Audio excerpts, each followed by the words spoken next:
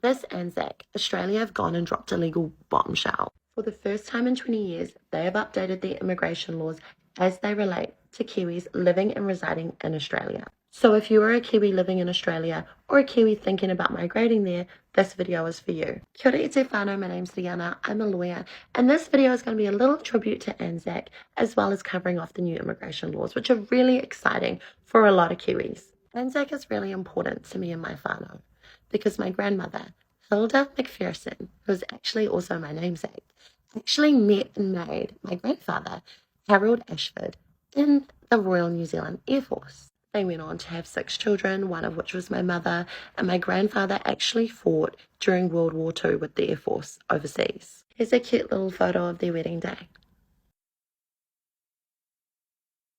In a cute twist of fate, I myself also went on to meet the father of my own children at the local RSA. Now, it was the sacrifice of my grandparents and thousands of other ANZAC soldiers that created this partnership, this bond between our two nations, New Zealand and Australia. And this ANZAC, in honour of that, Australia have acted quite solid. You know, they've actually shown integrity because finally they have created a direct pathway for New Zealanders residing in Australia to apply directly for citizenship.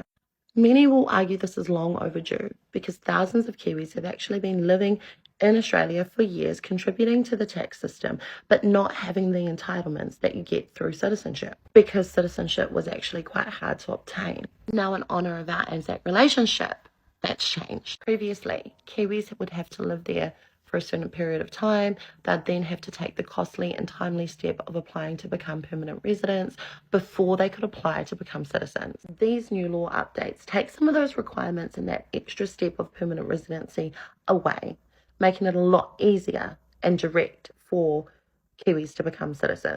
Becoming an Australian citizen also won't threaten your citizenship status in New Zealand. You can have both. But what it will mean for Kiwis living there is now they'll be able to access income support if they need to.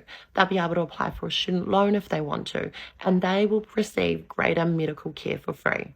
Check to see how it applies to your unique situation. You can head over to the Australian Government Department of Home Affairs Immigration and Citizenship website and check your eligibility out. And lastly, in remembrance of my grandfather and all those ANZAC soldiers who fought bravely for both nations, e kore mātou, e kau mātua tia.